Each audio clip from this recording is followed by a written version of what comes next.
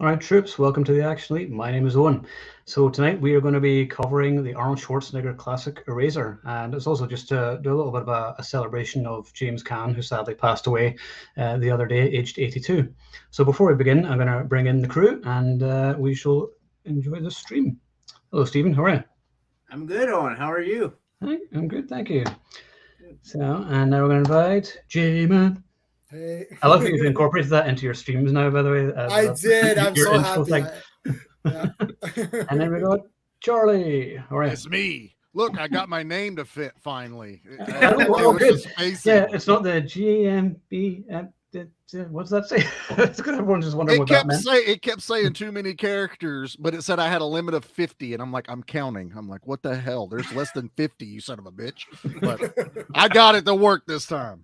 Well, all that matters right now is giving me back my action movies. That's the main one. I could have left out the horror, I guess. I don't know. You just mentioned that verbally. Yeah. We did John Carpenter last week. It's fine. It fits. We're good. You see, they're my two favorite genres, like action and horror, because they're both very similar. You watch them. That's the point. Yeah. Yeah. One's got higher body counts, and it's the action one usually that has the higher body counts. Yeah. And there's usually nudity and all the good stuff like that. So, that's so what we want. So sadly, James Caan passed away the other day, aged 82. And what a career he had. He was in so many great movies like Godfather, Killer Elite, Elf, which I've always loved. It's like one of my secret shame favorite Christmas movies. Killer Elite, and then Rollerball as well. Rollerball is fantastic. That's my fave. Yeah, I think it's one of my favorites. But as I said, for anybody who didn't read the article I wrote yesterday, if interested, you can go to theactionelite.com and you'll see a review I did yesterday for the Killer Elite, where I give it 4 out of 5. And it's a very important movie because that is where I got the name for the Action Elite 11 years ago. And that was my inspiration for the website. So now you know. So it's an awesome movie, and it's directed by Sam Peckinpah, and it's James Caan versus ninjas. So that's really all you need to know. And you got Robert Duvall as well as the villain. And I haven't seen too many movies where Robert Duvall was the bad guy. Not that I can think of. Not really. Yeah, maybe a couple, but mostly he plays sort of a good guy. But yeah, so what's everyone's favorite James Caan movie? Let's start off with Charlie. We're getting ready to cover it. Honestly, I love him in Eraser. Okay. Now I've seen Rollerball. I've seen all the his earlier stuff, but this one just struck me. I mean, I felt like James Caan just got to have fun, and he's like, I've done some action, but this is like big action, and his and Arnold's chemistry in this movie are just fantastic. So, my favorite of James Caan is the Eraser we're covering right now. Okay, all right. Well, we'll get into that in a minute. Stephen, what's your favorite? James I know Caan? Stevens. No, you don't, J-Man. Oh, it's I don't know. It's El Dorado. Oh, okay. People may not know that he was in that. He was the sidekick to John Wayne. And I love El Dorado. It's one of my favorite Westerns. I know it's basically a remake of Rio Bravo. I don't care. It is literally like John Wayne and Robert Mitchum and James Caan and Ed Asner, and it is awesome. And the movie doesn't really, to me, it doesn't pick up until James Caan's character Mississippi comes into the movie, because until then John Wayne is trying to deal with Robert Mitchum, and Ed Asner's the villain, and his gang wants to like take over the town. And Mitchum's a drunk, and John Wayne is the only guy who's trying to like steer him clear, and he's struggling. And then Mississippi comes in, James Caan, and then all of a sudden it works. The movie works. It's just like, oh, we got a secondary guy here. He's really good. He's a great shot in the movie. I don't know. Like as soon as James Caan comes in, the movie just blossoms. I don't know what else to say, but it's already got a great cast, and then you added him in, and it was like fantastic. Awesome. Actually, yeah, my favorite movie before we get to J-Man is actually Thief from Michael Mann, and it's actually my favorite Michael Mann film as well. And I love it because the reason why I love it more is that and this is blasphemy, but I find that Heat is let down by Al Pacino's overacting and some of the ridiculous dialogue, which thankfully has been removed in the director's cut of the Blu-ray, which I have, where Al Pacino's wife would say, you sift through the detritus searching for it. And I was like, people don't say that. I've never used the word detritus in conversation. Nobody does. And we got a cream for that, I think. I maybe got it a few years ago in a club or something. It was nasty. But yeah, Thief is awesome. Great score as well. And it's definitely way up there and maybe my favorite as well. So, Jay, sorry to steal your thunder there. Continue. Oh, no. Well, I thought Steve was going to say Misery just because it's Stephen King. But that's a great performance by him. But no, my favorite is Rollerball. I had the shirt too. The Houston had the orange with the number 6. I think he was number 6. Was he 6 or was he 9? He was 6, I think, and his buddy was 9. Anyway, I love Rollerball. It's a great movie. Like that, Logan's Run. What was the other one? There's like that. There's like this like little. There's always these little mini trilogies of like cool sci-fi movies that come out around the same time. Well, he was in Alien Nation too, right? Yeah. No, that's awesome too. Yeah. But like, Rollerball for me, I don't know. I just like that entire concept. I like the fights in it. I like that, like, it's like one man, they're trying to prove that one man cannot make a difference, but he does prove that one man can make a difference kind of a thing. That's the point of it. Yeah. I love when they're blowing up the trees and stuff too, because it's just, you're just like, they don't care. Like the society's like so messed up. Yeah, they have no feelings for anything. There's like no emotions or anything. Yeah, right. And it's an anti-communism movie because like the John Houseman, the guy, the old guy, who plays Bartholomew, and he's like individuality should be suppressed basically, and we're all together in this whatever. Oh, okay, I get this. They're trying to disprove corporations and everything. Right. Yeah, the corporations own everything, and it's like that's cool. Yeah, and I love how they're like, let's all stand for the corporate anthem rather than the national anthem. It's like that's how corporate is. And I was like, we're nearly getting there as is. Yeah. Well, they're going to put a Starbucks on Mars. The second we get there, they'll be like, Starbucks will be like the first. I guarantee there's something Starbucks on the space station. I'm just saying that right now. I guarantee something somewhere is dry roast Starbucks. Yeah. So it's in space already. Well, they were around since Game of Thrones time. So that's right. I remember that. Although nobody will talk down my Dolce Cinnamon Latte, which is my favorite thing from there. It's like, that'll be $45, please, sir. Okay. So those are some of our favorite James Caan movies. And of course, Sonny and The Godfather is the iconic character, and that's one that's where everyone talks about. And he really is fantastic. And he was always someone that I empathized with, because he's someone who has a problem with his temper, which some people have said that maybe I have a problem with my temper. No. I don't see it myself. I don't know. But like, I find the scene where he's beating the guy up in the street and like with a trash can and everything, it's like the most satisfying scene ever. The guy's a wife beater, and that's what they deserve. So, but yeah, no, he's just got this. And James Caan, I always find, just has this in every movie where there's this thing like fizzing under the center where you're just waiting for him to explode almost at any second. And that was particularly Sonny there, where he's just a time bomb.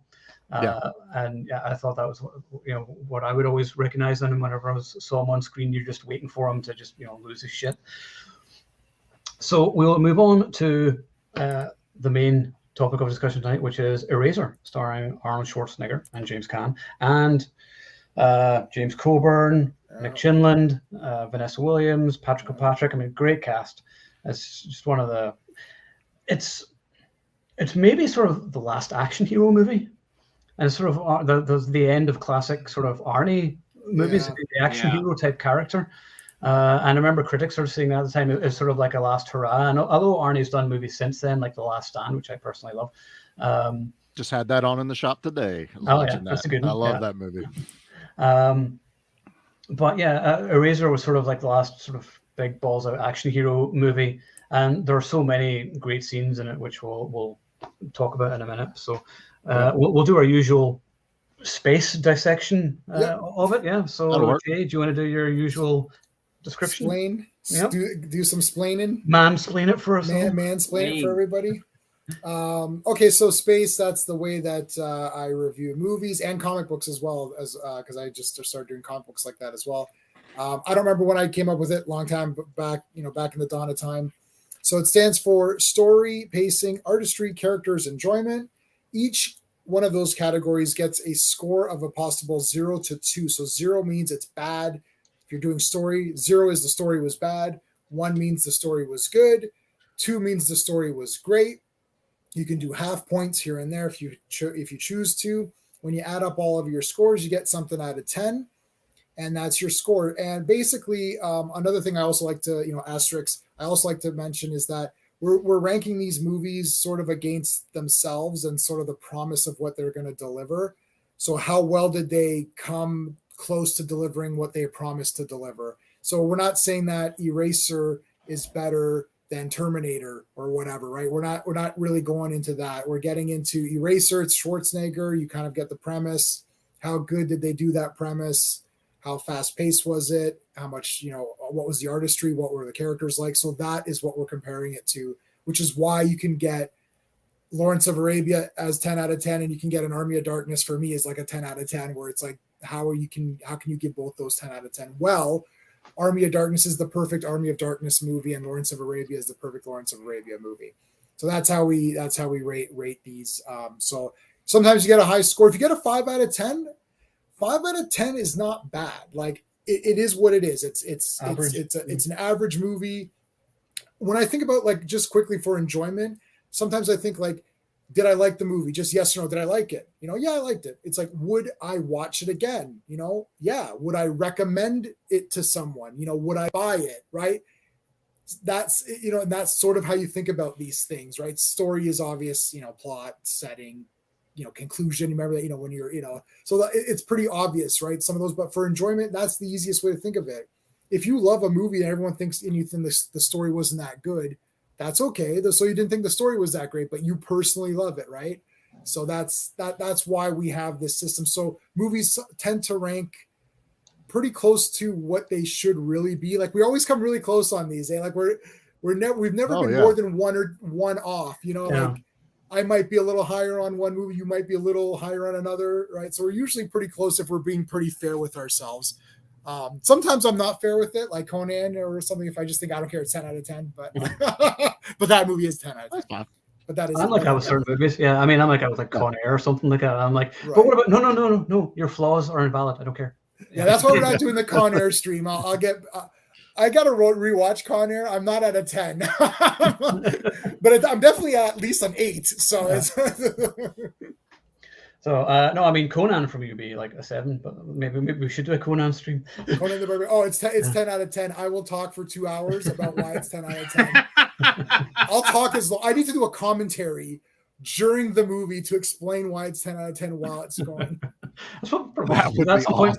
We just J-Man in another littler window, just talking about what we're talking about. It's like Charlie makes a really good point here, everyone, but I'd like to point out that no, it's not like this, it's like that. But the whole time the normal conversation is going on. I got to do a review. Yeah, I'll do a review of the stream. There you go. You'll pre-record the comments and anticipate what we'll say and say, Steve's completely wrong with this. I'm like, he didn't even see the stream yet. I like it. It's like you guessed it.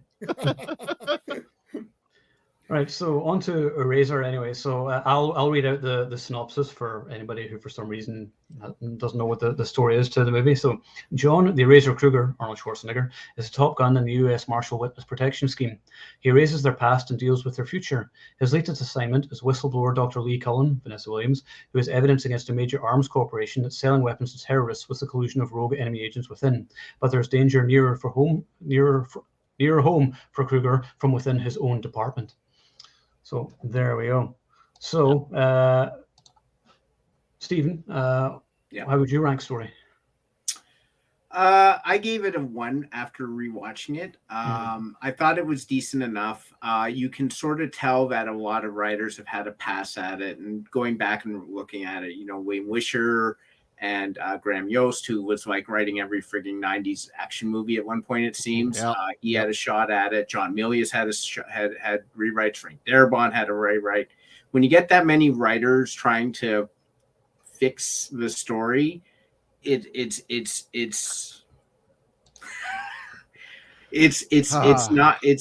there's going to be something a little bit lost in translation. I found like the whole mole subplot didn't really go anywhere. Like he tries to get him in with the whole mole thing, but then that sort of gets dropped and it goes back to the guns and the black market stuff and all that.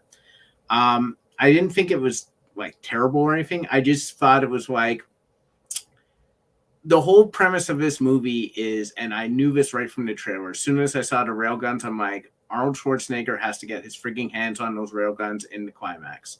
And that's what happens. I think that they try, the story was serviceable enough, but it's obvious that we want, it's a cool premise.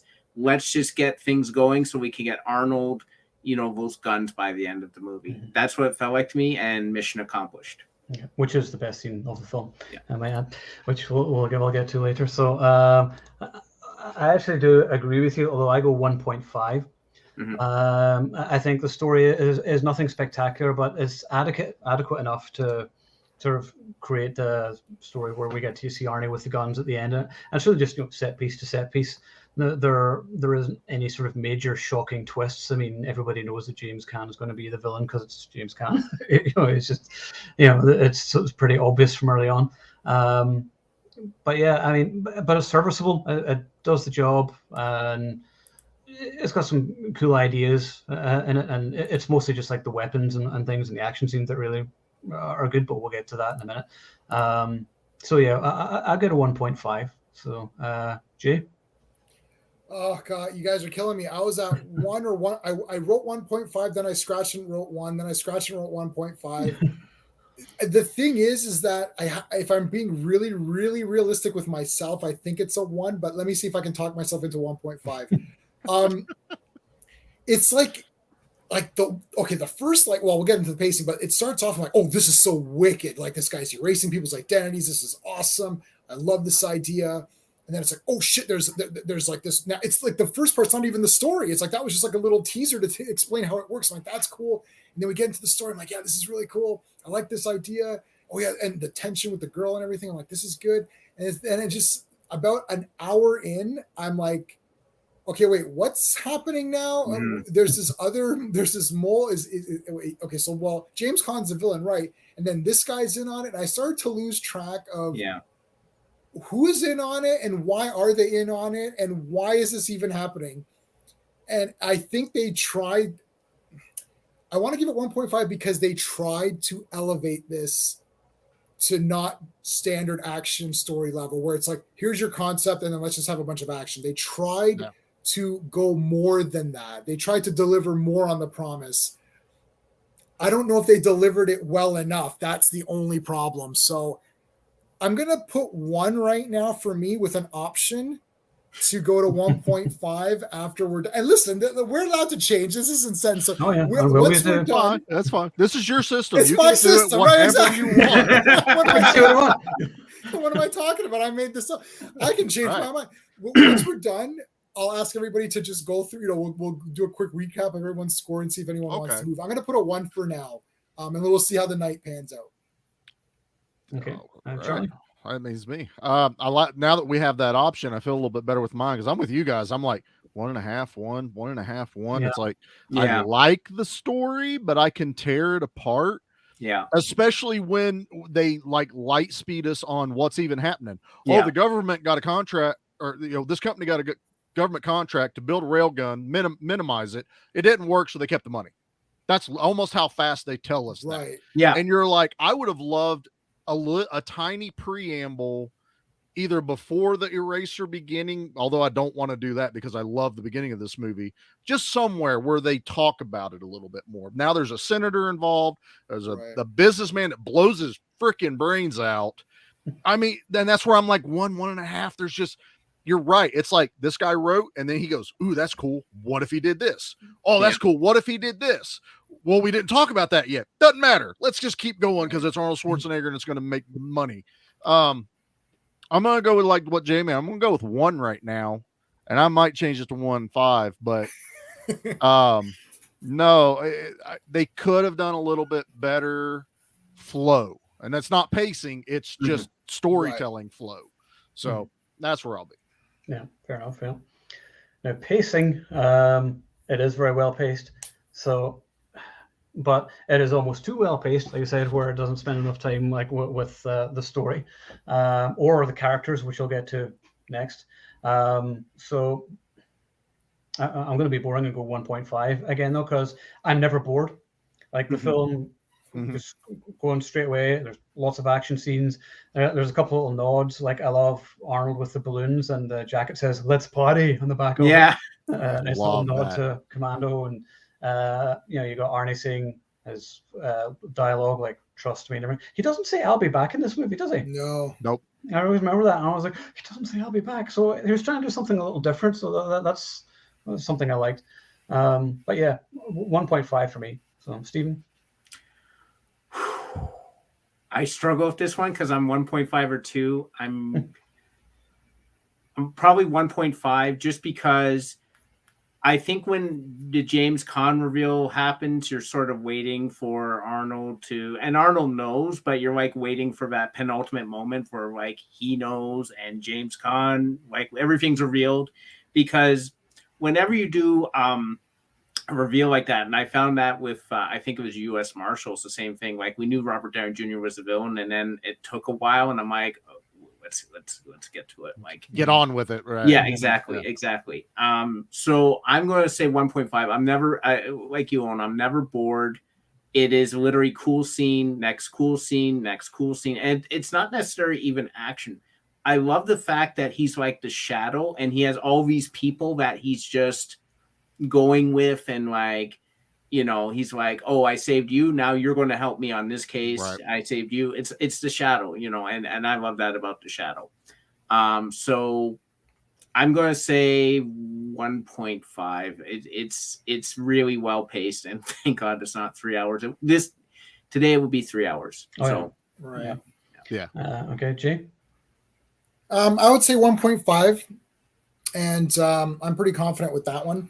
Yeah. And I'm pretty confident with sticking with 1 on the story because Steve reminded me of a couple of things that I did not like of the story. But 1.5 for pacing. I'm not really bored. Again, it's almost like you could have removed some scenes and replaced them with other scenes in order to tell the story better. Yeah. That's what I'm saying. Yeah. Right. Like it's almost like but it's not really the pacing's problem. It's more the story problem where you could have maybe, but I don't know if you should add 15 minutes. It's like, pacing's the hardest thing out of all of the space stuff because story, it's like conflict, setting, plot, resolution, like what you learned in school, right? Like that, like And then characters is easy. There's heroes, there's villains, there's supporting characters. Do you like them all? Then it's a 2. If you only like a couple of them, it's a 1. Whatever, right? That's easy. Enjoyment's your own idea. Artistry's easy. It looks good. Effects, right? Pacing's hard because it's so interlinked with everything. Like if you're watching a really beautiful movie, it doesn't matter. It's like, well, I don't care if it's slow. It's like, oh, it looks cool and I'm involved, or if the characters are so compelling, you're always going to be involved in it. Or if the story is so compelling, you want to see what happens next. So you're, it doesn't matter if it's longer. This one, I'm going to give it a 1. I'm still sticking with 1.5. It is better paced than I thought it was going to be. I'm never bored really. It does move along pretty good. And when I start to lose the story, it doesn't affect me as much because there's cool action. It's almost like, okay, I've lost some of the story, but I kind of know what's going on. Okay, let me just enjoy the rest of this movie and watch the fights and stuff like that. Right. So the pacing kind of helps a little bit with that. So I'm at 1.5. It's not perfect. It could have been fixed, but it's an Arnie movie though, so we're not looking for anything too deep or anything. We just want to see him do Arnie things, shoot guns, spout one-liners, kill the bad guys, and save the day, and that's pretty much it. What we get. So Charlie, so listening to all this, I've kind of had a small epiphany here, and I'm thinking when I think about pacing, if I was watching this in the theater, when would have been the perfect time to go to the bathroom in this movie? Yeah. And I realize in this movie, you go to the bathroom, you're going to be like, "The hell's going on? Why is Robert?" You just missed the entire subplot. Why is Robert Pastorelli here? Where did he come from? Why are they on a plane now? What's going on? So that's what this movie is. It's like there's nothing boring and nothing that's like, oh God, would they just shut up and get on with it? It was more like, here's a plot subtext. Now on to something else. Here's this. Now we're over here. Funny moment. Now we're having action, and it's lightning fast. But I'm going to go 1.5 instead of 2 because they could have done it better. It could have, again, flowed better like story. The pacing has to kind of follow your storyline a bit. And when one's kind of jacked up, you're really not going to get a perfect score out of the other one either. So I'm going to go 1.5 on my pacing, but I like my bathroom analogy. I just thought, I'm pretty proud of that. I'll put that in my break. I have a breakdown of the breakdown. I've got like a breakdown of space, which I haven't. That's like advanced D&D. We're just playing basic space. It's like there's the advanced space. I'm a first year elite, guys. You can't take me into this like high end cool stuff. I'm not going into the hardcore, into the mechanics in the background. Like, how did you get this? You know, I'm not going for my doctorate, boys. I'm just telling you, man. This is summer classes at best. All right, so artistry. Right, this is sort of I don't care. Fuck everybody. I'm giving it 2, right? Because I love all the action scenes in this movie. As Just Joe 47 says here, Eraser, solid 90s action. Arnold with a parachute takes on an airplane with a freaking handgun. Right. I mean, like, yes, there's obvious body doubles at various points, particularly in the opening scene whenever he's doing like martial arts to fight the guy, and you're like, that's not Arnold moving. Arnold doesn't move like that. I was going to bring that up. Yeah, I mean, it takes us fans out of the moment. Honestly. It's the same as like, you know, there's a CG stuntman or something that way, where you're like, okay, that guy doesn't move like Arnold, and he's never moved like that. So that kind of takes me a little bit, but I'm like, whatever. It's, you know, action movie logic. It doesn't matter. But I mean, even watching the awesome parachute scene, which I love, it's you can actually see the stuntman's like face at various points. You're like, that's not Arnold, but whatever. Who cares? It's still awesome. And then you have the scene at the end with the 2 guns, and then the action hero music comes on, and you're just like, fucking yes, and it's just so awesome. Great action. Yeah, there is some ropey early CG and green screen, like the crocodiles or alligators, whatever it is. But it does have the luggage one-liner, which is awesome. Yeah, so that's luggage. Vintage Arnie. So you got the Arnold one-liners there. You got let's see, obviously those action scenes. The EM guns are just awesome. I want to talk about this for a second. My pet peeve, which I think I talked to you guys about offline a lot. I don't know if I've ever mentioned it, but I'm going to mention it again. Like the death of the movie score. Like why do we not get action movie scores like this anymore? Where like you got a great theme tune from Alan Silvestri, who also did Predator, and then even at times it sounds like Predator. It's got the jungle sounds or whatever. I guess during the zoo sequence, and you got the great electric guitar scene. So anytime Arnie does something cool or appears on screen, you get the electric guitar coming on. You're just like, yes, and you know, he's a hero in it, which, you know, I think that's the thing, is that we don't really get heroes anymore. It's frowned upon. I was watching a stream earlier. I saw somebody, I think it was Nerdrotic and Clifton, somebody talking about it and saying how heroism is sort of frowned upon, and movies today go for a more nihilistic approach, which is almost more like the 70s when we used to do that with movies. Anyway, I mean, I've kind of gone off on a rant here, but yeah, the music score to this movie is awesome from Alan Silvestri. It just works so awesome, and I really miss that kind of thing in modern movies. Particularly, I'm just going to be random for a second, in the MCU, like the lack of a memorable theme tune. The only memorable theme tune is the Avengers theme, and then they changed the music all the way through. It's like Captain America theme was used sparsely, never enough. There's no real Iron Man theme tune. It's like, why not? Like, why is there no like iconic theme tune? Like if someone goes, "What's the theme tune to Superman?" What's the Batman theme? Yeah, that's the theme tune. What's the Iron Man theme? Iron Man, Black Sabbath. That's the best we would get. Yeah, that's literally it. Or some AC/DC or whatever. Yeah. It's just like one of the best scores was actually to not one of the weaker films was actually Thor: The Dark World. from Brian Tyler. The score is fantastic, and has this great heroic theme tune and everything. So anyway, the point of this is just bring back decent music from movies, because I'm fed up with just the tuneless dirge which we get in movies these days. I agree. So 100%. Heroes and true heroism are a scarcity in modern entertainment. They are, and it's true. Yeah. I want my awesome rock ballads at the end of action movies back too, man. Yes, absolutely. Yeah. We fight for love. Give me Commando again. Stuff I like want that. Yeah. Hell yeah. That's just boring. You're just waiting for a post-credit scene now when all you want to do is pee. Yeah. I always argue Top Gun Maverick stole it. Where am I? Earth Joe. Yeah, I remember thinking that whenever I saw it. So, okay. So yeah, I'm giving it 2. I don't care. Whatever. So, Steve. Yeah, it's a 2 for me. I mean, yeah, okay, I can see the stuntman's face. Oh wow! Like, I mean, when I remember, watching the TV spot and he was hanging outside of that airplane, I was like, oh my god, what the hell is going on? Arnold Schwarzenegger's hanging outside an airplane. And yes, it's early, but like I looked at it, it's not horrible. Like, it's not like Mummy Returns thing, which was god freaking awful. No. It's so brief. I look here and I'm nitpicky, but like it's not how like. Arnold Schwarzenegger is fighting with his parachute, and like he's fighting with that thing forever, and he shoots a frigging plane with his handgun. That railgun thing, especially using the X-ray effect, which was super smart, is genius. Like I love the railguns. Just like as soon as they explained it, they're like aluminum rounds traveling at the speed of light. I'm like, I'm sold. That's awesome. There's a lot of great. I love the Bronx Zoo stuff.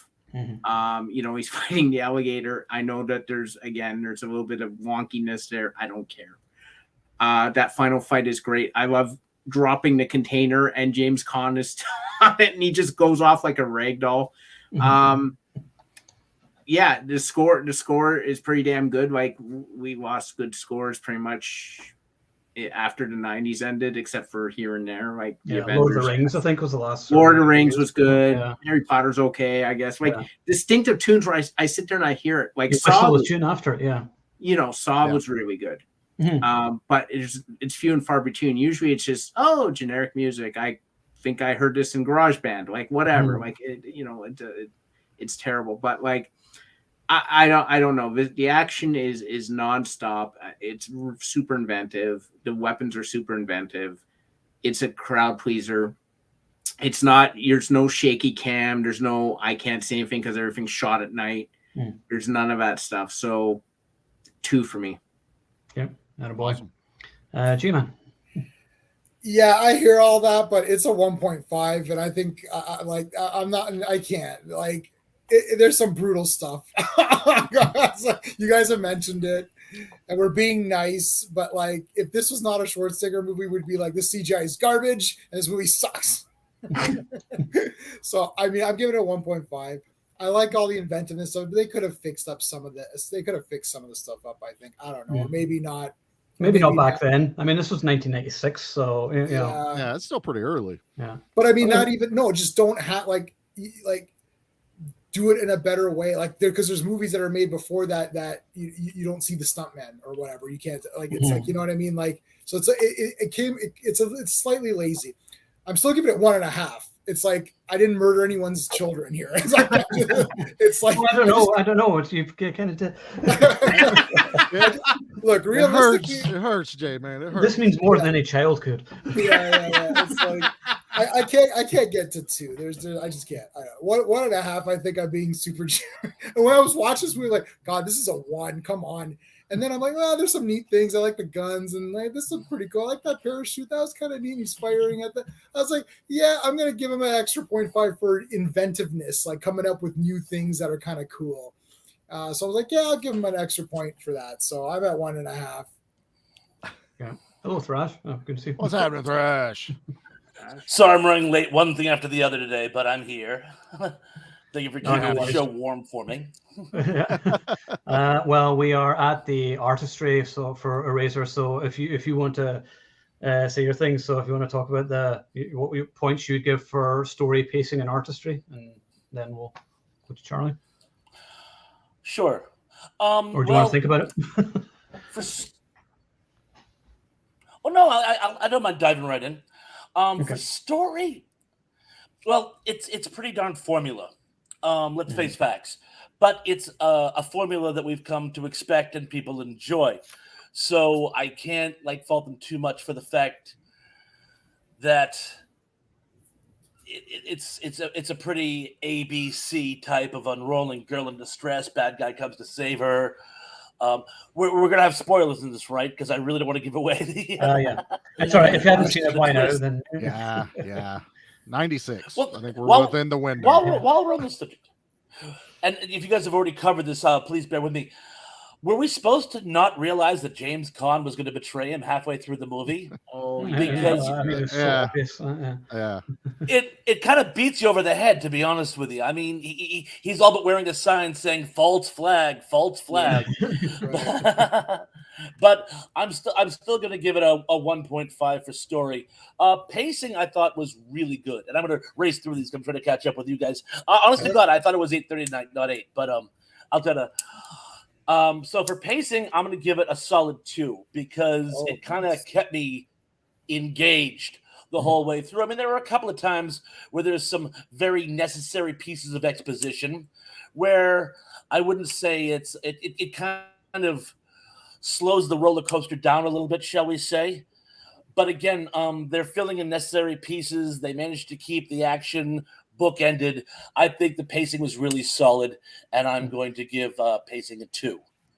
Okay. Now, should I go into artistry, or should I? Go into artistry. Go ahead. Okay, as far as the artistry goes, well, I have to agree with what J-Man was saying about the weapons. A personal usage railgun with a X-ray sight. I mean, I want one of these myself, actually. No, you need two.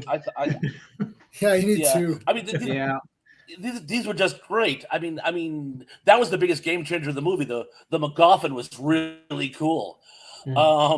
So, and as far as one thing I got to tell you, and I'm sorry to step on your toes, J-Man, the one thing which I think kind of derailed the whole movie for me, and I understand that's the thing about these action movies. You always have to kind of ratchet up the tension. You always have to bring something to the table that you haven't seen elsewhere. It reminds me of the old stories. A lot of the sometimes guys who served in the military, it was always their unit was the roughest, toughest, most serving of them all. Yeah. And I remember a buddy of mine telling me that a friend of his was in an outfit in Vietnam, and in one engagement they had a life expectancy of a second. And I tried to explain to him that was physically impossible. Like, oh no, the life expectancy of a second. I'm like, how many of them in this group? 30? So they were all dead in 30 seconds? Well, but it's just they would technically be dead in 1 second because if they all die at once. They could, but then how could you be telling that story? Right. So, but again, everyone wants to outdo the previous guy. I thought that airplane sequence was just a little top for me. I mean, where he's trying to race down the parachute so he can still grab it. I mean, yeah, we saw that in an old James Bond movie. I believe it's been done in others, but it's silly, and I thought that whole scene just kind of, when you have a movie which it wants you to suspend disbelief to that point and you go too far, I call that the Forrest Gump equation. When you push it in a little too much, not only do I not accept what you've brought to the table, but I kind of lose both ends before and after. So I just thought that kind of derailed a little for me, but I'm going to give it a 1 for artistry because the guns are so darn cool. It's literally the guns is why doing it too. The gun scene at the end is what makes the film. That one scene with the music. Yeah, I know. All right, Charlie. My turn. Yeah, sorry. Okay. No, you're fine. Trash is in here. We had to get him caught up. So since we ended right there on the 2-gun thing, I will start right there. You guys know that was essentially a copy of the T-800 with the dual plasma guns from the Terminator movie, right? Yeah. They're reenacting that entire thing where he's just turning like this. Yeah. Yeah. Yeah. There it is. I didn't even think of that. Yeah. That's nice. And it's kind of like this movie kind of has little winks to action here, action fans. Mhm. Like, we're beating up on him on the plane scene. It's like, okay, they're in a plane. He has to get away. How does he get away? He's going to jump out. So we kind of get a Rambo moment where he's stuck on the side of the plane. How do we beat Sylvester Stallone, though? Engine's on fire. We got to go through the fire. Right. And I don't have a parachute on. I'm going to go catch my parachute. So it's this. Still, this in '96, there was a lot of one-upmanship when they were doing these movies. Also, this movie was offered to Stallone first, so Schwarzenegger wasn't the first pick for it. Mm-hmm. And so I'll excuse the whole airplane sequence. I love it. He guns down a plane, man on man. He gets stuck in a parachute, and then he lands in a junkyard. And he's like, "Can I have your dad's truck? Do you think he'll mind?" And it's like, I love it, but. And I'm holding my favorite thing in my hand here. My favorite weapon in the entire movie is, I bought this because of the movie, and it's. Oh, Nice. Yes, I Yes. love that. Which, of course, Rambo has in Rambo 2. Yeah. Belt knife. So the belt knife, and I Yeah. found these at a like a swap meet or something one time, and I went, "Oh, eraser!" And I have had this since like '97. I've kept them. Just waiting for the opportunity to use them. The perfect opportunity to whip them out, man. That's it. Artistry, yeah, artistry though. I think I'm gonna go 1.5 on this. It hits on everything. I don't think it's quite to a 2. Because there are some things I do tend to agree that maybe they could have fixed it. Like maybe they were just rushing it to try and get some things done. And I'm not even talking about the alligator sequence. I can ignore that whole thing because they did use practical and very briefly. yeah, and live and CG. So they were trying, but we can't shoot one. And I'm sure the fake one probably looked real bad when he shot it. So they're like, let's just do it in CG. And I'm fine with it. And like you said, the Arnold one-liners in this movie, he sticks a guy through the door. That's classic Arnold stuff, where he jabs a knife right through his chest. You're waiting for the whole stick around comment or something, it's just I wish there was more one-liners, but that's where you can tell they were towing that line of, do we go serious? Do we make it an action? Yeah. Exactly. It's like, where's that line? We lose the action fans, or we go way too complicated in the story, stuff like that. So 1.5 for artistry. Arnold didn't say you've been erased. That other guy said it. It was so weird. You're like, why would Arnold say you've been erased? Or like, it was like that random agent. It's like, you've been erased. Like, all we got was Arnold that. Say that. He only says that, close your eyes, you're dead. And when he takes the picture at the beginning of the movie, there was times that he should have been saying something. And then there was times that obviously it was written for him not to say anything. His whole ninja beginning is okay. And it was, since we're in artistry and choreography, you guys are ragging on the plane thing, the parachute thing. Arnold does not do backflips off a freaking building. He jumps and lands on 2 dudes, because that's what I wanted him to do, not a freaking somersault, land, and then take the guys out. That's like, no, I'll give you the stunt guy and the parachute, but please fix that.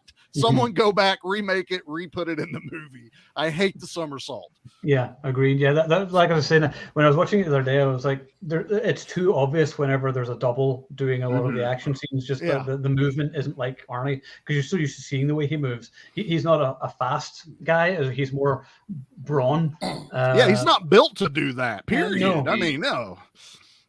But okay, so that's artistry. So on to characters. Everybody's said artistry, haven't they? Yep, okay. We're done.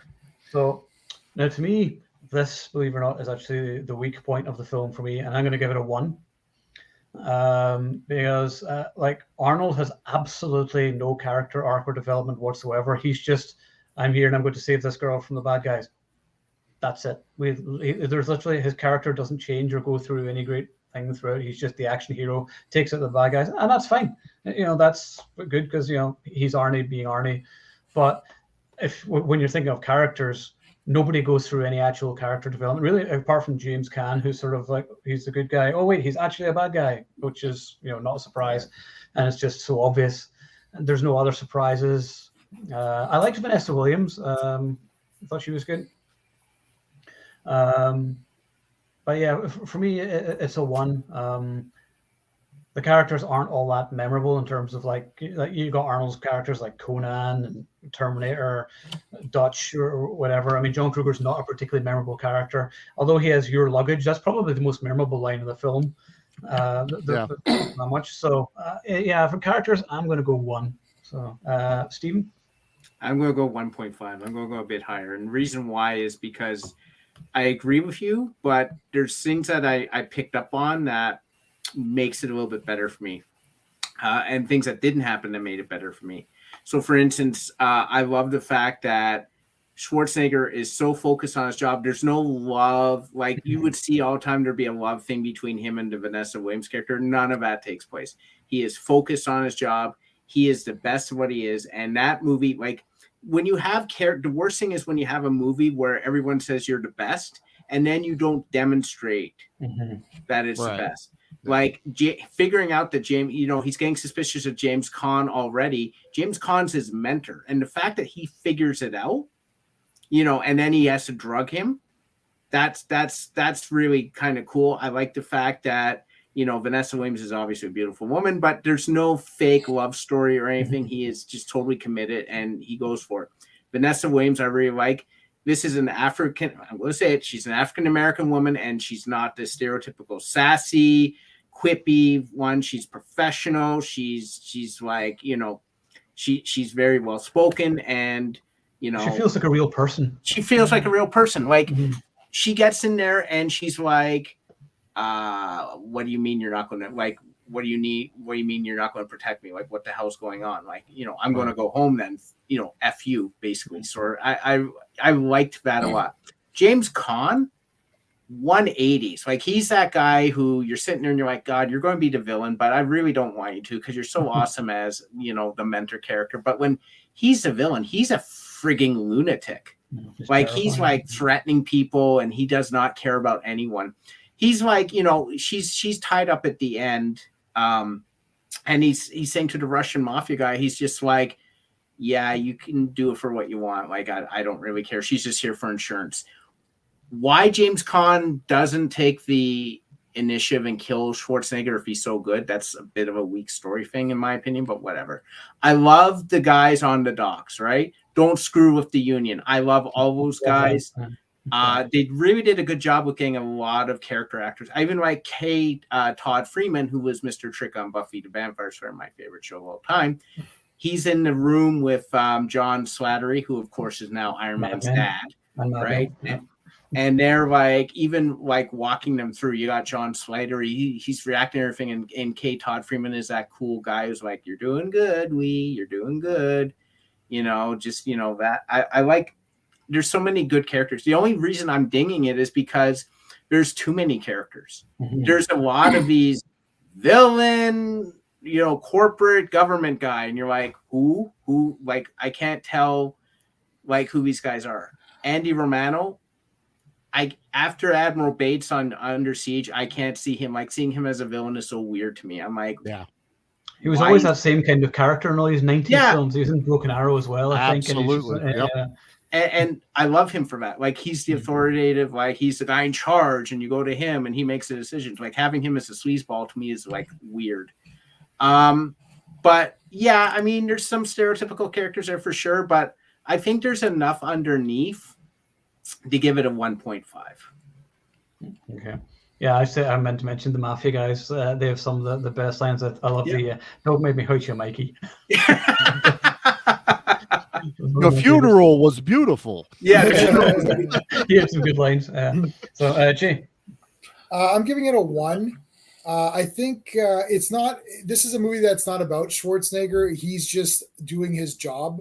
So it's like I don't mind that he doesn't have an arc as much. Like, it's like, okay, he's just going to do his job. It's just another day at the office, sort of, that goes wrong because his mentor's crazy.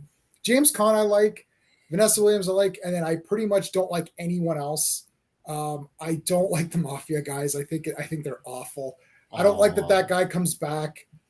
We just spent the first 20 minutes of the movie hiding you and erasing your identity for you to now come back and be like, well, now I don't care about my identity being discovered. It's like, okay, but what was the point of that? I know it's a story thing, but I don't like any of those. I wish it would have been him alone.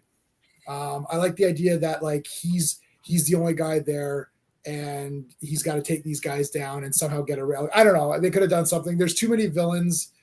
James Caan is awesome. Schwarzenegger is awesome. She's good.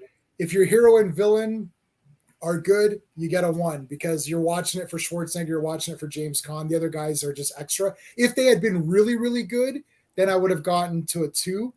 But I just didn't even like any of. I didn't really care about any. They could have all just died. I'd be like, oh, okay, I guess they died. I don't know. I couldn't get into the other characters. So for me, James Caan is awesome, and Schwarzenegger and Vanessa, and then that's it. Okay, Charlie. I feel like my feelings are hurt right now, Jay. Man, oh, that's okay. Walk it off. I really liked Robert Pastorelli in this movie. He's like my favorite character. Oh, right. And well, think about it. Without him, we're watching Commando. Right. You know, it's badass Arnold Yes. and a girl. And thankfully, Vanessa Williams is not as annoying as Ray Dawn Chong. I love Ray Dawn Chong in that movie, but she's screaming or she's a whiny fuck. voice and all this stuff. Vanessa Williams has, you know, some calm coolness to her, even though her life, like when she gets the go call, that I believe it. She's like grabbing everything. Yeah, she knows what she's supposed to do. She doesn't know how to hold a gun all that well. I mean, she's very believable. You know, she gets screwed over by the FBI. You kind of feel bad for her. And she's like, they even give her a little bit of life backstory with the ex-boyfriend that's in her house and everything. So I like Vanessa Williams in this. I like Robert Pastorelli. James Caan is bad guy as soon as he walks on the screen. When he's like, you know, Shadow Ops still has some, you know, leeway here. I'm like, yeah, you're a bad guy, period. There's no getting around it. I wish they would have flipped some of the characters. I think James Cromwell should have lasted longer in the movie and let one of the other guys kill themselves as the CEO. That scene is amazing, and I don't want that scene to go away. It's impactful, but I think James Cromwell could have carried a little bit more into this because he just has that stature, because he's very, very tall, he's lanky, but he has that power that you believe he is a corrupt CEO type guy. This was, oh, you messed it all up, boom, and now I don't have James Cromwell anymore. But you're right, Arnold is Arnold in this. Arnold is every Arnold character mashed into one. John Kruger, he's the best of the best, the baddest of the bad. He's going to get the job done, and you know he's going to win at the end. It's just how much fun am I going to have on the way there? So the Mafia guys are my comedy relief. I have to have them. They have to be there. Because if I'm not laughing, at least in something in an Arnold movie, like Sully was the comedy relief kind of in the Commando. They had some funny one-liners he would even say.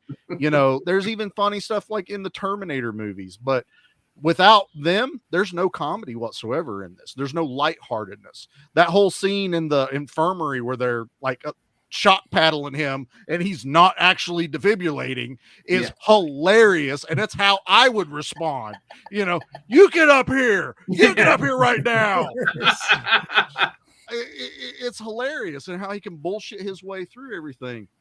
I'm on 1.5 on characters. I can see why 1, because it does get a little convoluted, because you are correct. Way too many characters. Nick, what the hell is his name? The guy from Chitrin. Billy Bedlam. Billy Bedlam. Did you see this movie came out before, but there's a Con Air thing in this. They're on the plane, and Billy Bedlam and James Caan are talking, and they're talking to the young kid, and he goes, yeah, sometimes we even transport dangerous criminals for the FBI. And there's one of those. Yeah, there's one of those like cages that Billy Bedlam was in. And I'm like, when did this come out? Is this before Con Air? But I couldn't stop. I kept calling him Billy the rest of the movie. There goes Billy Bedlam. There it goes. But yeah, just little fun things like that. I like his character, but did we need him? Probably not. There was 1,000 other henchmen running around, you know, but I forgot to mention James Coburn was one of his last major roles, and James Coburn was the amazing voice. He's awesome. He was fantastic. I like the best James Caan line. I can't believe you hit me with this mirror, a piece of shit. That's right. So Thrash. I wanted to just pick up right there. One of the things that kind of made this movie for me was the supporting cast. I mean, it's kind of chocker block. It's like a who's who of action films, right down to James Colburn. Yes, it was one of his last roles, and I love James Colburn far as back as I can remember. When I was a kid, I used to watch his movies with my dad. He's great. I couldn't agree with you more about James Cromwell. I mean, James Cromwell plays a wonderful villain. See Under American Horror. And when they first introduced him, I go, oh, he's going to be like the movie's Blofeld. And it's blow brains out instead. And I'm like, no! But I mean, it was kind of a cool red herring, just like when her ex-boyfriend shows up. And you all but think, getting back to what Steven said about there's no sexual tension between Arnold and Vanessa, I kept waiting for them to try to jackhammer it in. And I go, oh, I see. They're going to bring the boyfriend in, and it's going to be like this weird love triangle. And no, they kill the boyfriend off right away. He's another red herring. And I think they were doing that, or maybe it's just a coincidence.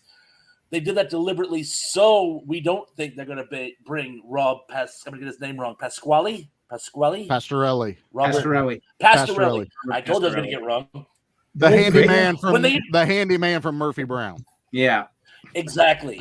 Died in 2004 of a drug overdose. R.I.P. Yeah. Unfortunately. Yeah.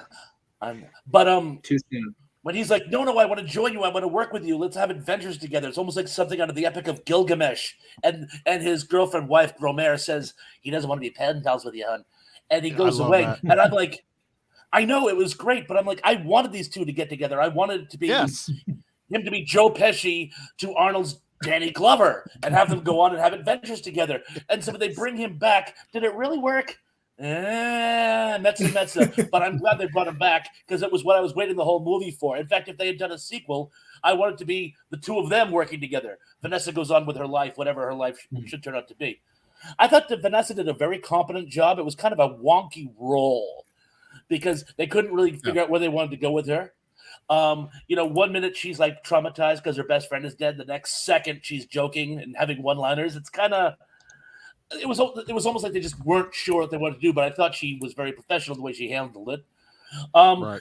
And James Caan, I mean, he's probably maybe not the most developed, but his 180 was legendary. I mean, he's going from like being the overly nice guy in the beginning to a James Bond level villain at the end. And that scene, which is right out of a John Woo film, where they're both shooting their guns at each other, and it just happens to be bulletproof glass in between. I love that. When they finally realize they're both doing it, James Caan kind of goes, like, that was fun, wasn't it? Yeah. And it just made the whole scene. So again, and of course, that's who we're supposed to be talking about tonight. So I will end on, I thought James Caan, while it was a perfect character, I thought it wasn't a perfect character. I thought it was a really, really good character. And I'm going to give it 1.5. I can't quite give it a 2 because even though it was a great ensemble cast, a lot of those characters were underwritten. But it does deserve a 1.5 in my book. I got 2 things real quick on Trash's thing. So I was reading up on this. I've seen this movie countless times. There was a love scene written and filmed and screened, and the audience hated it. Yeah. So that may lead to some things where you're like, why did they do that or what? But you brought up one of my favorite scenes in this is when they shoot at each other through the bulletproof glass. When they realize the bullets aren't working, Arnold flinches and James Caan pulls the gun on Vanessa Williams like, oh shit, he's going to come through the bulletproof glass. Yeah. And I'm like, that was fear. That was one of those like, don't you do it. Like, was he going to lift the door up and crawl under it? That's the kind of like impact I felt right there. Was like, James Caan's scared and he just pulls the gun right on Vanessa Williams and walks out. I'm like, he's behind bulletproof glass. Who cares what you're doing? But no, I just love that interaction between the two of them. Like, because James Caan's like, this motherfucker will kill me if I give him half a second, and I'm not going to trust this bulletproof glass for half a second, Right. And so it was interesting you brought that up, and I was like, man, I forgot about how well that was done. Yeah. You remember in Commando, there's that great scene where the junta asks Arnold's former partner, are you scared of him? He goes, yeah, I'm scared of him. I'm smart. Yes, it's like anybody who's ever worked with this man knows how dangerous he is. Yep. Old good Bennett. Let off some steam. I know we should probably talk about Commando at some point, but I know everybody's already talked about You really Commando should. already, so but I feel like we should. Oh, nice, amazing. Okay, quick story since we just said that. So Okay. I met him, Vernon Wells, and I get his autograph, and he goes, "Who's going to see this?" I'm like, "Everybody." And he's like, "No, where are you going to hang it?" And I'm like, "It's going to be in my office." And he goes, "Okay." He starts writing, and I start reading, and he goes, "I'm not going to shoot you between the eyes, Charlie. I'm going to shoot you between the balls." And that's what it says on my autograph picture of Vernon Wells. I'll have to let off some steam, Bennett. So I would treasure that for always. it's my favorite. I'd be buried with it. Yep. So yeah, fuck, there was something I was going to say, and I can't remember. I was actually going to bring up the romantic subplot thing, but I think there was sort of behind the scenes things. I remember at the time the movie kept getting delayed. And now what did I say? I said Arnold Copelson, and or fuck was that? Yeah, director Chuck Russell and producer Arnold Copelson had a rocky relationship during the entire production. The only reason the film was able to go forward and ultimately be completed was that Arnie got along with each man separately and was able to negotiate schedules and logistics at a point where the two men refused to speak to each other. So I'm sure that's going to be a reason for it. Oh yeah, but that also shows that Arnold probably had a lot of faith in the script and in the movie. It's like, because what actor goes through that much trouble? If my director and my producer or who the fuck ever isn't going to get along, I got paid. Screw it, let it go. Right. So he knew there was something there, and I like that they kept going. Yeah, fair enough. Yeah. So we're on to entertainment, the finale. And see, I've been teetering on 1.5 or 2. But I'm gonna go 2. Fuck it. I'm going to. I don't care. It's one of those movies where, it's got flaws or whatever else. Am I entertained every minute I'm watching it? Yes. It's got Arnie doing what he does. Is it one of my favorites of his? No. It's not in my top 5. But I don't even know what my top 5 Arnie films are. I'd have to think about that. We can't do that in 10 minutes, man. It took us an hour and a half on John Carpenter. Exactly. Hercules in New York is my favorite.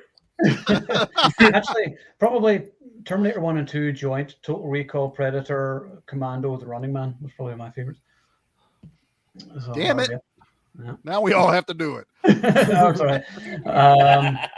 So on to entertainment. Which I've said. So I'm going to go 2. I like the movie. It's got its flaws, but I love Alan Silvestri's score. I think the music's awesome. I love Arnie coming out with the 2 guns at the end and the action hero music. You just don't get moments like that in movies anymore. The fuck yeah moments. I'm giving it a 2. It's a 2. It's probably in my top 10 Schwarzenegger's. Probably closer to the bottom of the top 10, but I like this movie more than something more heralded like True Eyes. Hot take.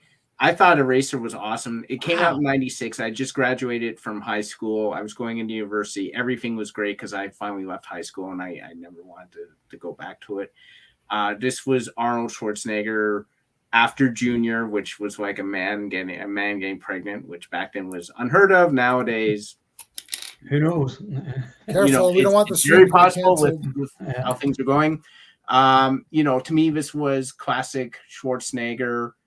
One-liners, action, cool premise, attractive, female lead, great villain. This is everything I wanted in this movie. I found the action incredibly inventive and satisfying. When I watched the movie, I had a frigging smile on my face all the way through. And watching it just recently in order to do this stream, I still had that same smile. It to me, I love Chuck Russell as a director. I think he was underrated. He did The Mask, which was incredible. He did the 3rd Nightmare on Elm Street, which a lot of people claim is the best one. I don't, but a lot of people do. It's okay. This to me was the pinnacle of 90s entertainment. And it is why it was so popular, and it was why it was so important to a lot of us growing up in that time period. I don't care about the flaws. We talked about the flaws, but at the end of the day, this is to me one of my favorite Schwarzenegger movies, in my top 10 of Schwarzenegger movies. There you go. Yeah, fair enough. Jay? Yeah.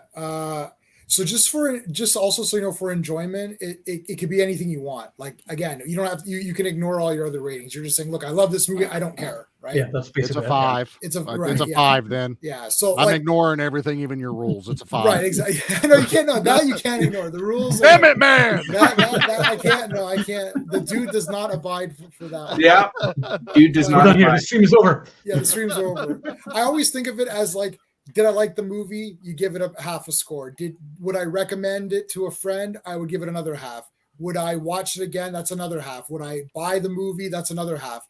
I said yes to all those things, so it's a 2 out of 2. That's how I break it down mentally to make it easy for myself. So I'm at a 2 out of 2. I own it. I've watched it a few times. I saw it in the theater. I would recommend someone to watch it.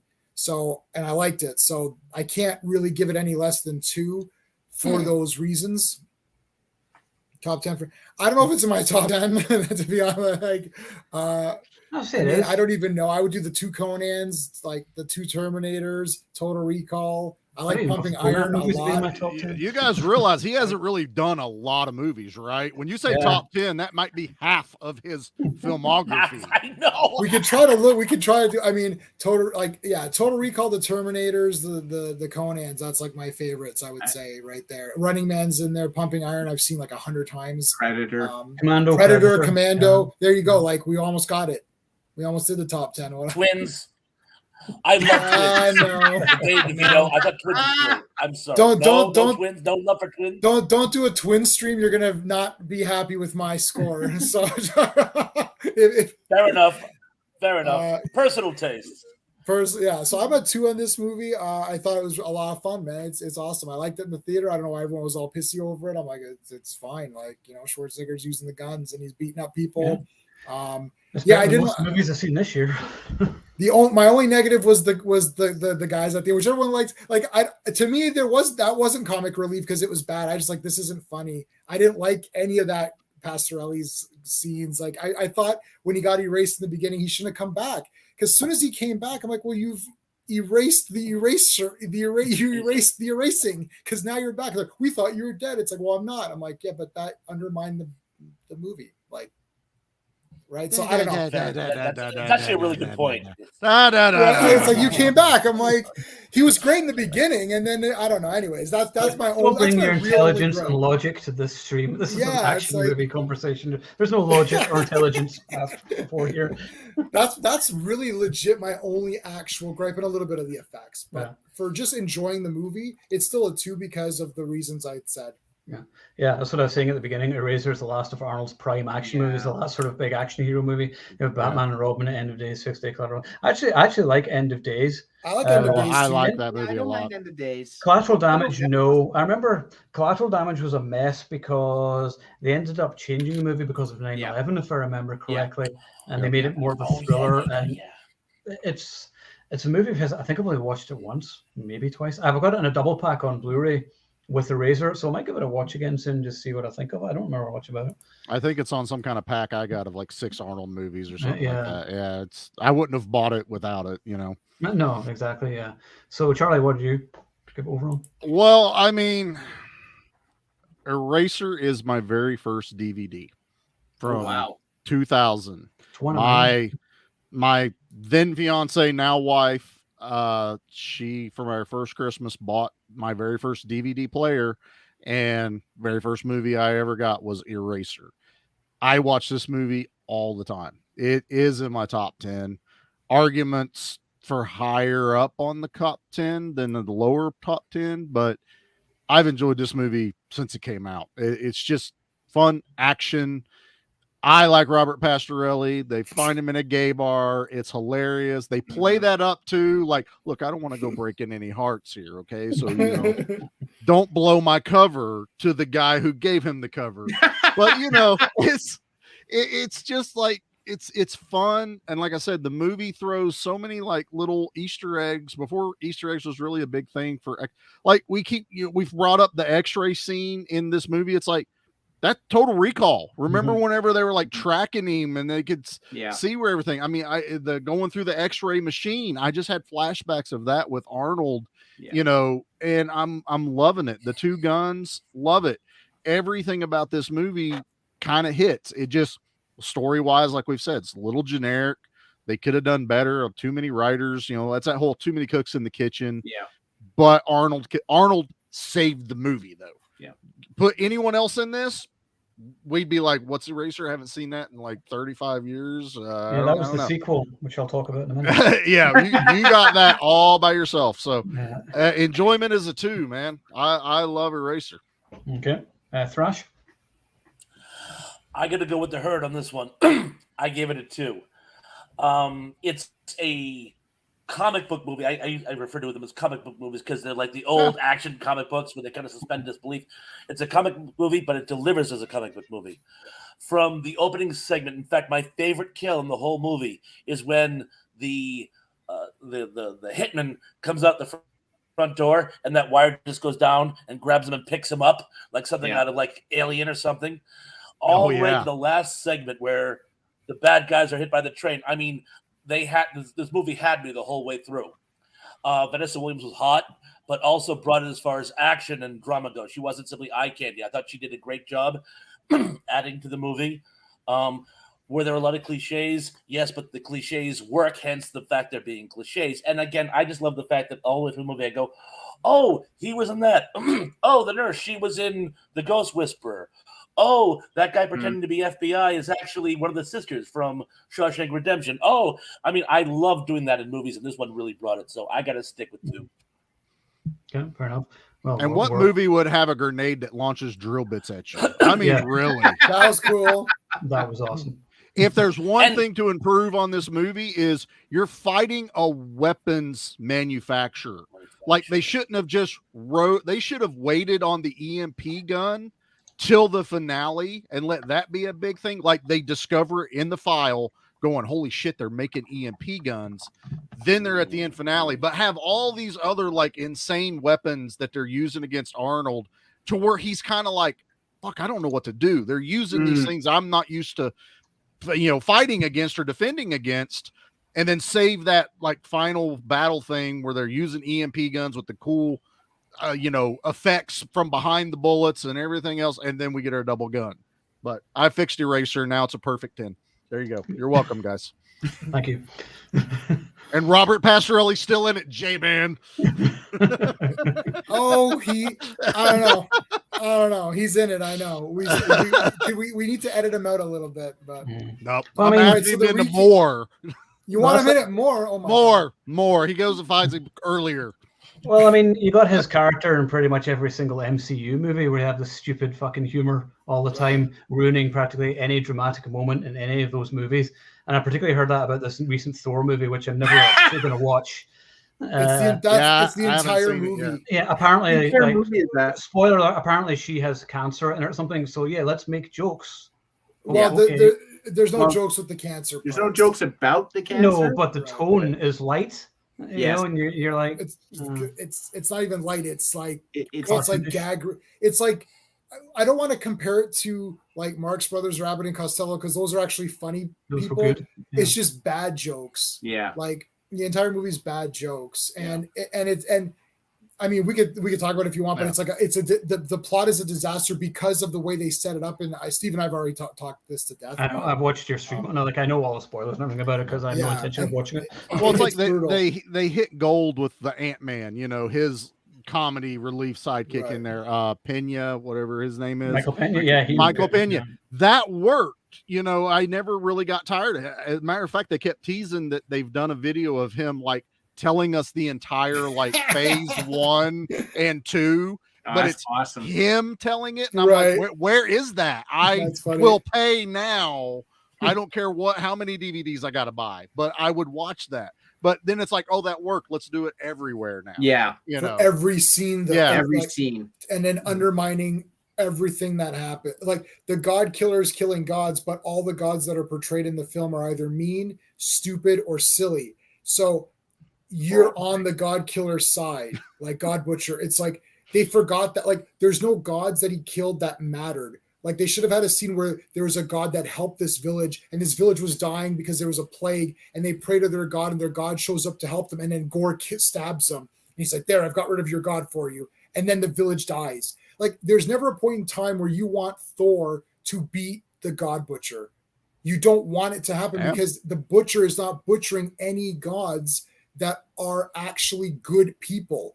The gods are portrayed as idiots, silly, stupid, moronic, uncaring. So you're like, why are we against gore again? It's like they didn't understand that making them all silly and stupid means they're useless gods, and they should. It's like Friday the 13th. You don't sit there saying, "Oh no, that asshole Jock died." Oh man, like you're just like, yeah, So you're sitting there thinking Christian Bale killer. Right? You want to see Christian Bale kill more people? That's a negative. Okay, you want me to recap everyone's score? Yep. Are for or for Eraser? For Eraser, and then I want to. Has anybody seen the Eraser Reborn? No. Okay, well, I'll tell you about it in a minute. We'll go over the scores. Yeah. All right, so we've got a 3-way tie. Owen, Steven, and Thrash are at 8 out of 10. Perfect. Charlie's at a 7.5 out of 10. Wow. And I'm the negative Nancy. I'm a 7 out of 10. I'm gonna initiate the rule you instituted. I'm bumping Story up to a 1.5 so I can get an 8. So it's a 4-way 8. Yeah. Get an 8 in there. I don't like being in the 7s on Eraser. It's an 8. There we go. All right. Ta-da. I use J-Man's rules against him. Yeah, no, it's not against me. It's against yourself. Arnold says travel. Yeah, and then it's never mentioned again. No, it's gone. But like that whole scene where they're pulling away, you're like, how the hell did they do that? Because it looks like his fingers are moving and that thing's pulling flesh. I'm like, that's amazing. I love that effect. That was really well done. Yeah. So last night I thought, you know what, just out of curiosity, I'm going to watch Eraser Reborn and see if it's any good. It's not. Curiosity killed the viewer, didn't they? It's not. All right, guys. Thanks for coming to our TED Talk. It's pretty much exactly the same film, right? There is nothing new about it. You got the scenes are exactly the same except with a budget. So there's no plane scene. There's no cool railgun scene at the end. There's like one type of gun which is used very briefly in like one shot. There's nobody famous or recognizable in it. It's like Dominic Sherwood is Mason Pollard. Pollard,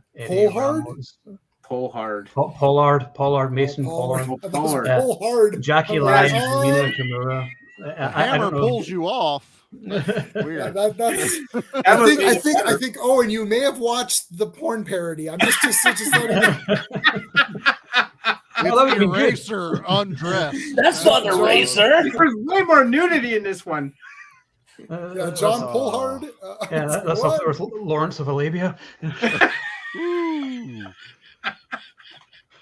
Welcome to Action Elite after midnight. In other news, the Action Elite has been canceled. Comments. Stream. Hey, I didn't even the movie. That's just what's called. So anyway, but the thing is about Eraser Reborn is that this has more animals in it. You know how we had like the crocodile scene in this one? Well, I'm just going to spoil it for you because you never need to waste your time watching I'm not watching it.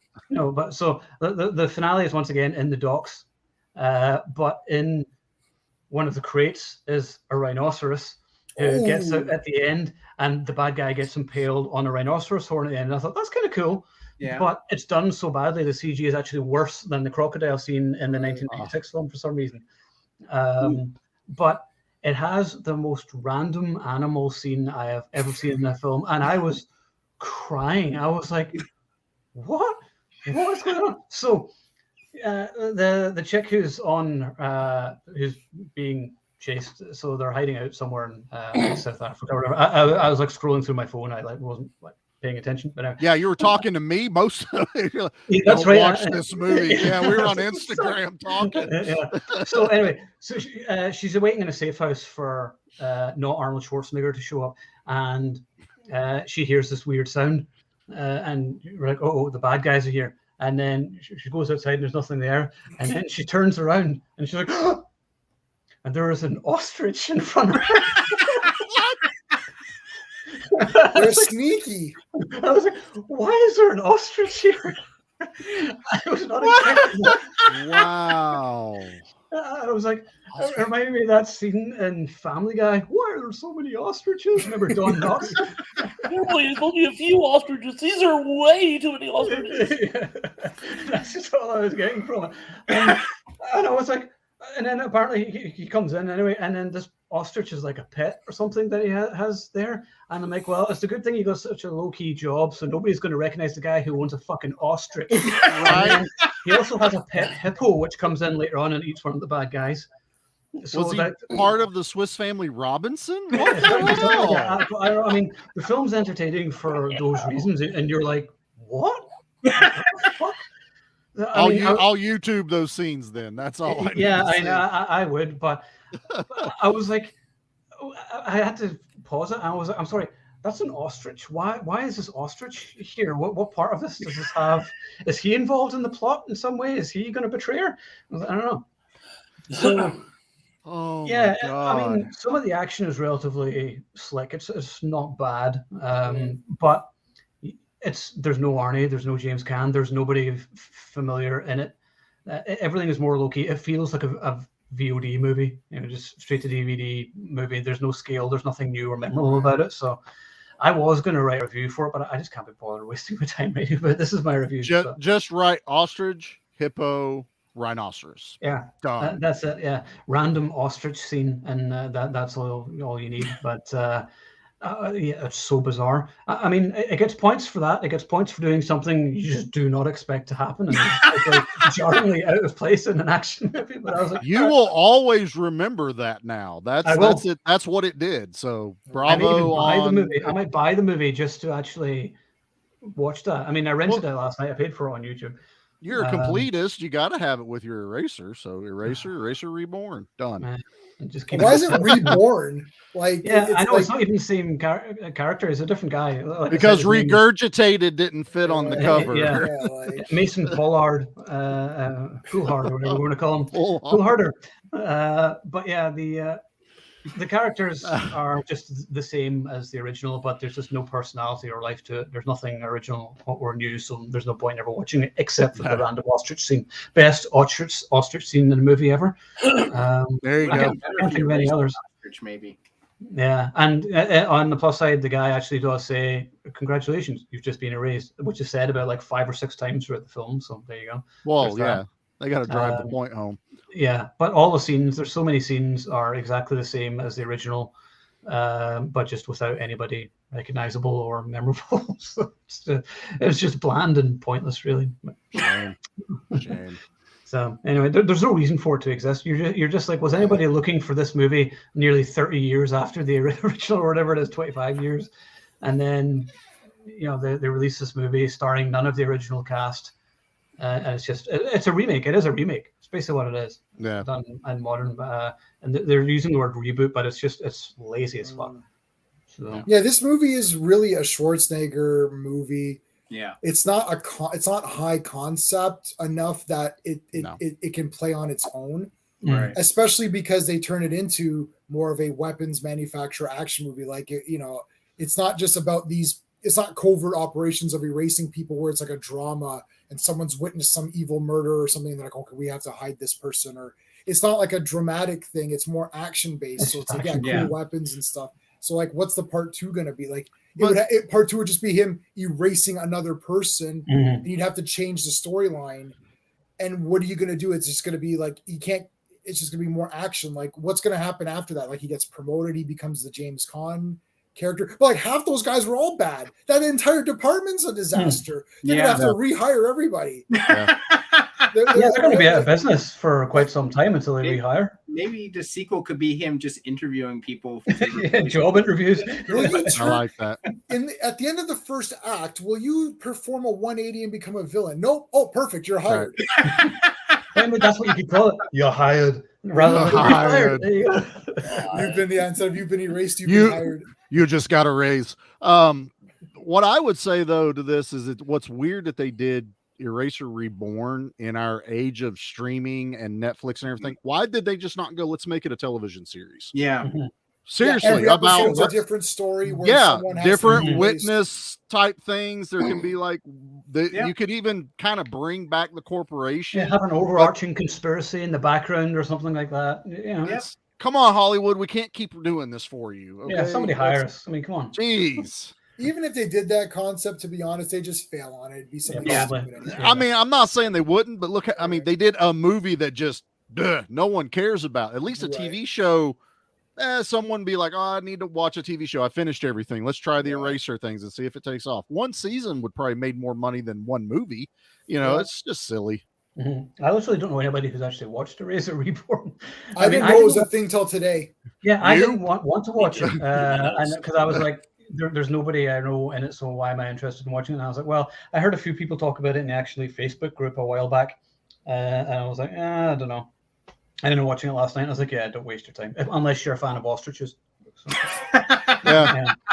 I was watching Eraser and I shared it on Instagram, and then all of a sudden Owen jumps on as the Action Elite going, I'm watching Reborn. I'm like, oh yeah, I haven't seen it. He's like, please don't.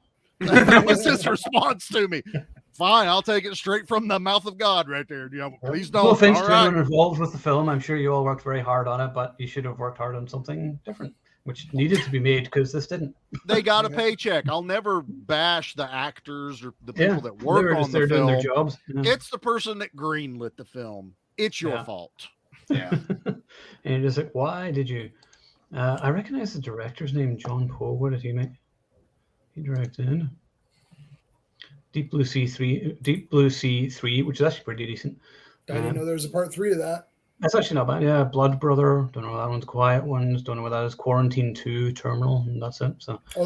Quarantine 1 was pretty good. It's a remake of Record or Wreck. I remember Quarantine. Yeah. I used to have the poster for it because I had Dexter's sister and it wasn't Jennifer Carpenter. I was gonna say yes. Yeah. Oh, so, she's like a skeleton. She was one of the skeletons in Army of Darkness. She's like so skinny. You're not wrong, man. It's like scary skinny. Where you're like, no, don't do anything. You might break. Just sit. Eat a sandwich. Not too fast though. You know. You get us cancelled. You'll get us cancelled. Oh, careful. Yeah, cancelled. That's it. Anorexia. Actually, Just Joe has a good point here. R.I.P. James. Rollerball is one of my favorite endings. Jonathan overcomes everything the corporate heels throw at him, and the entire crowd chants his name. Jonathan. Agreed. The ending is fantastic. I actually have been. This past week, I've watched a ton of movies. You know, J-Man, we watched Saturn 3, which we'd never seen before. Awesome Killer Robot, although I prefer Maximilian in the Black Hole. Of course, Maximilian's awesome. Maximilian is maybe my favorite movie robot. Anyway, Saturn 3 is bloodier though. So. Oh yeah. And Farrah Fawcett got naked in it, so that was good. And then Harvey Keitel is fantastic in that movie. Like the voice is different and everything. It's dubbed, I think. Yeah, there's and then we watched Soylent Green. Oh yeah, I love Soylent Green. Oh my god, yeah. Soylent Green is people. Yeah. Spoilers. Yeah, I know. What I love about it is that, like, Charlton Heston's character is just such a dick in the movie. And then Ed actually said the other day, he said, "Oh, and you actually remind me of Charlton Heston's character." Oh, great. And I was like, thanks very much. Because the way I am to most people, but whatever. But yeah, I loved that movie. Is it slow? Yeah. But it's creating the atmosphere. And then I thought it was interesting. It's set in 2022, and there's people walking around all wearing masks and everything. And like, oh, this seems very familiar. There's nothing sort of out with the realms of possibility in it. Yeah. So you're looking at back up, going, when was this made? Oh, yeah. That's the thing. It's like, yeah, we're nearly there. Yeah. So, we're not the cannibalism part, but yet the year is young. Yet. Speak for yourself. So I have an idea for maybe next week or the week after. In fact, maybe the week after, because I think I have a work thing next week. I'm not sure. All right. We'll see. And this is for Thrash and J-Man. We're going to talk Flash Gordon. Oh, it's like in my top 10 favorite things of all time. So, 10 out of 10 on space. So, I have every conceivable version of everything you could get for that movie. Like I buy foreign. You have the 4K? I have the American 4K and the European 4K because you got it a patch or something extra with the 4K. I got the figures. I've got a poster for it. I got a Japanese poster for it. It's like I bought every version of that you can possibly get. It's like, so I want to do that, but also like this week is also the 25th anniversary of Air Force One, and I thought maybe we could talk about that at some point as well. Get off my plane. Yeah, because I have my thoughts on that movie too, which may surprise some. I saw that movie. Take the title of that movie, subtract 1. That's how many times I've seen it. 19. He's 0. not seen Air Force One. I've not seen Air Force One. Really? I will watch it. I will watch it if we're doing it. I will watch it. I think we have to now, just on principle. Yeah, J-Man has to see Air Force One. Yeah, I'm just gonna. Okay, right. You know what? We'll do Air Force One next week, and the week after we'll do Flash Gordon, right? Sure. Okay. Because I'm just going to warn you, Air Force One has the worst CGI of all time. At the end, it's up there with Mommy Returns. We'll just say that. But I'm excited. I've never seen it. But I don't know. it's awesome. Gary Oldman is great in it. It was just terrifying and nuts. Execute the hostage every half an hour. Oh man, not on Taco Tuesday or whatever they said in Citizen Toxie. Take a Mexican to school day or whatever it was. Remember Citizen Toxie? Yeah. Okay, so yeah, we'll celebrate 25 years of Air Force One next week, and we'll do space on Air Force One. And, awesome. I haven't seen it for a few years. I'll give that a watch as well. So get off my live stream and next week. So yeah, do any of you guys have any cool stuff coming up on your channels over the next week? Cool stuff coming up. Where's my schedule? You got somebody go first. I gotta find my book. We're doing tomorrow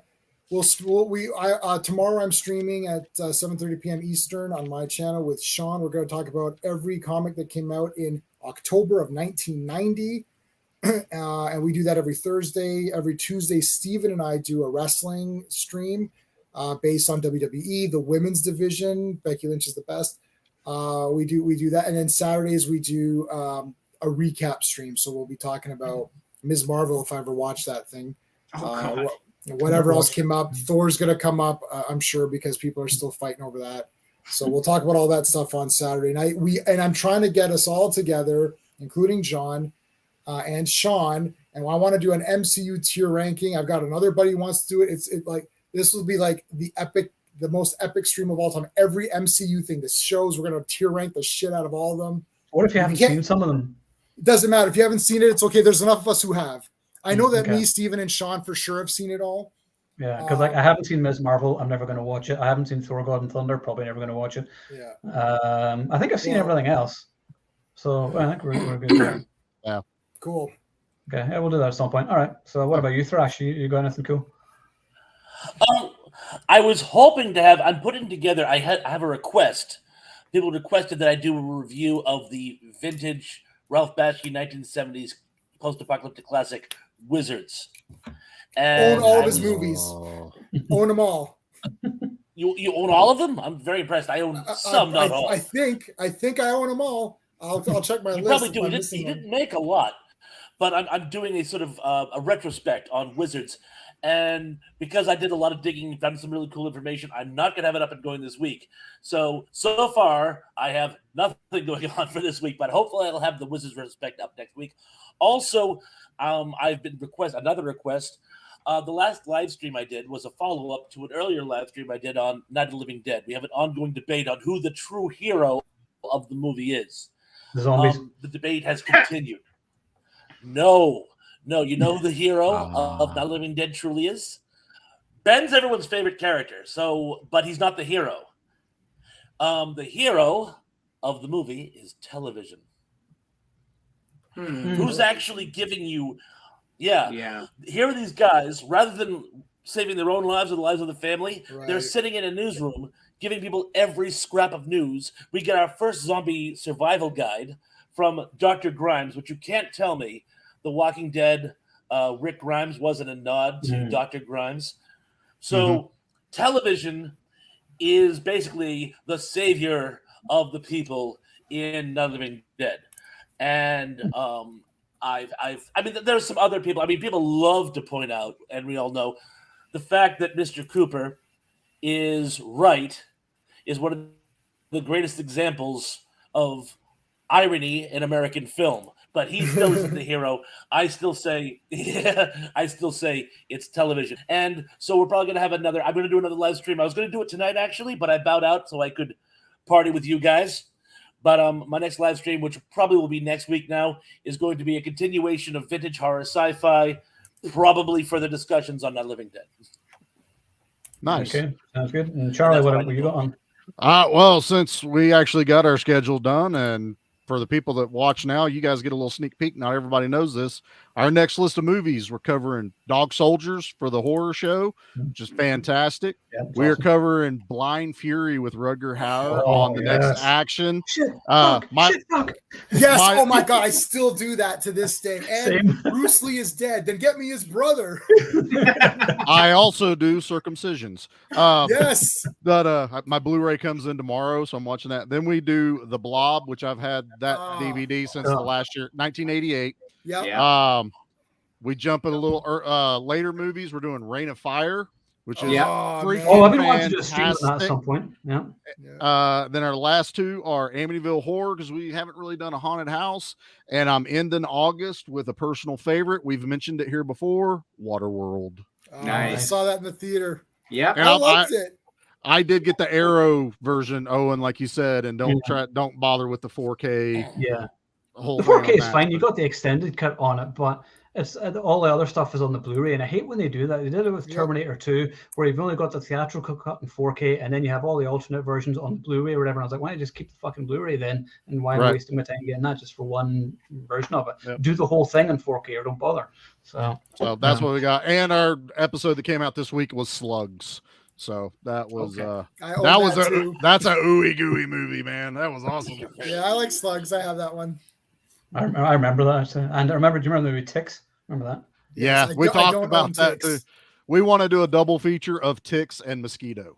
Oh, Mosquito's awesome. Man. Ooey gooey gory, just and never fun. go outside in the summer ever again. Exactly. All right, well, I don't know anyone else, but I'm hot as balls, so I'm going to get out of this room. So we should see you all next week for Air Force One then. Yes. For sure. Yep. All right, so remember all, if you are watching, you are the Action Elite, and we'll see you next time. Thanks for joining us. Peace.